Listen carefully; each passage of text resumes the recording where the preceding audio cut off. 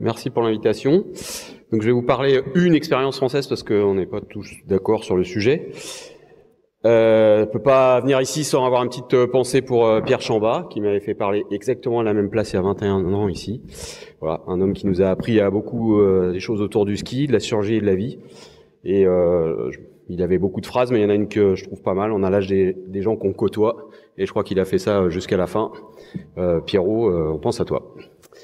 Alors, je vais reprendre quelques diapos en avance d'Étienne, qui va vous parler d'un beau symposium qui a été fait l'année dernière, juste pour vous dire que la réflexion qui est en France, elle se cale sur l'anatomie, avec le rapport avec la biomécanique, et puis l'adaptation du traitement chirurgical à ça. Et en fait, nous on a ce que je vais vous présenter aujourd'hui, travaillé depuis maintenant 6 ans sur le faisceau profond du MCL, parce qu'en fait, quand on regarde la biomécanique, que ce soit sur le valgus ou le contrôle de la translation, en fait, on retrouve cette structure avec une responsabilité biomécanique, et il nous est apparu quand on a commencé à le faire, qu'elle était souvent un peu oubliée, et je vois avec plaisir que tout le monde s'y intéresse maintenant, donc c'est sûrement quelque chose qui a un peu d'importance. Donc cette structure-là, le Deep MCL, c'est elle qui va faire l'objet de la technique que je vous présente.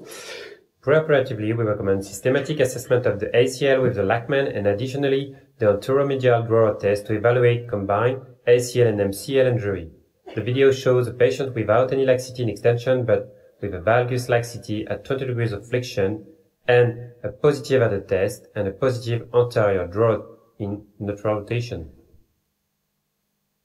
The pivot shift test should be done. Ça, c'est l'élément important que vous devez rajouter à votre examen clinique si vous le faites pas. C'est ce test en rotation externe qui permet de tester les structures antéromédiales. Confirmation with the medial joint line opening. Voilà, donc c'est des structures qu'on répare depuis longtemps, mais de temps en temps elles cicatrisent pas très bien. Donc on a développé une technique pour pouvoir le reconstruire. Et c'est Jérémy, qui est un collègue belge, Jérémy Daxelet de Namur, qui va vous présenter ça. Si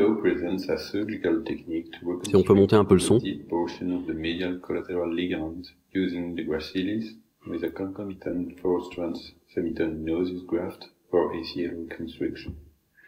Physical examination shows a positive Lachman and anterior draw test with a pivot shift. There is no excessive vertebratum or valgus laxity in extension, but as you see, medial opening at 20 degrees of flexion. This situation requires a specific procedure aiming to reconstruct the deep portion of the MCL. Specific landmarks are identified with the femoral insertion 6 mm distal and 5 mm posterior to the medial epicondyle. On the tibial side, the deep MCL should be located 8 mm distal to the joint line and centered on the medial tibial shaft, antero-posteriorly. Begin the procedure by harvesting the semitendinosus and the gracilis. The semitendinosus is folded 4 times to obtain the ACL graft, which will be fixed with 2 adjustable. C'est des lésions associées au ligament croisé antérieur. On voit ça dans les ruptures croisées avec atteinte du plan interne. And the 2 free strands are stitched with a number 2 fiber loop. The length of the graft has to be adapted to the patient morphology. The diameter is usually between 5 and 6 mm.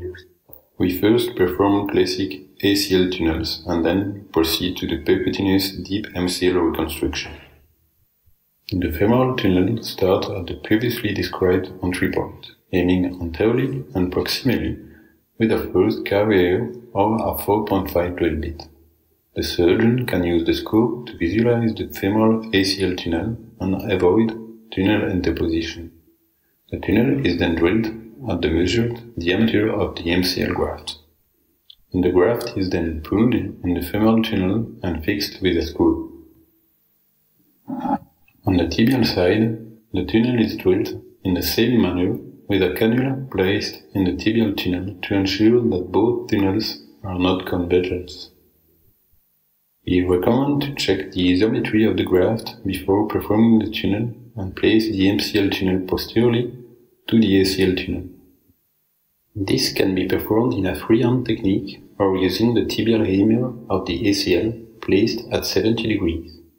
After the 4.5 drill bit, the tunnel is drilled at the measured diameter without issuing the tibial lateral cortex as a cortical device is used. The MCL graft is then passed under the aponeurosis and pulled in its tibial tunnel.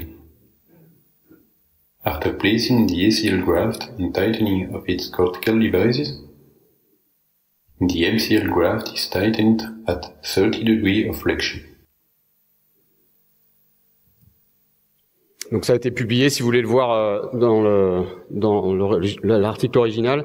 Ce qui est important, c'est le placement, parce que vous voyez qu'il y a encore un peu des discussions sur la façon dont on l'oriente en fonction du type de structure qu'on veut reconstruire, soit vraiment le deep MCL ou soit les fibres un peu obliques. Et donc c'est important de bien contrôler cette anatomie pour avoir une orientation qui permet de contrôler le mouvement. On a développé un algorithme décisionnel qu'on a fait avec James Robinson, qui est un ancien fellow de Mérignac, qui est anglais. Et vous avez là les indications. On le fait dans des on fait un testing en adder test et en valgus laxity quand on a une vraie laxité sur les deux, sans ouverture en genou en extension. C'est les cas où on fait ces reconstructions isolées du deep MCL. Je vous invite à la SFA où notre président de société Bertrand Sondré-Cotet sera heureux de vous accueillir. Avec Yacine, on fera tout pour que ça se passe bien à Bordeaux et on a un certain nombre d'invités internationaux que vous pourrez venir écouter et vous êtes bienvenus quand vous voulez à Bordeaux. Merci.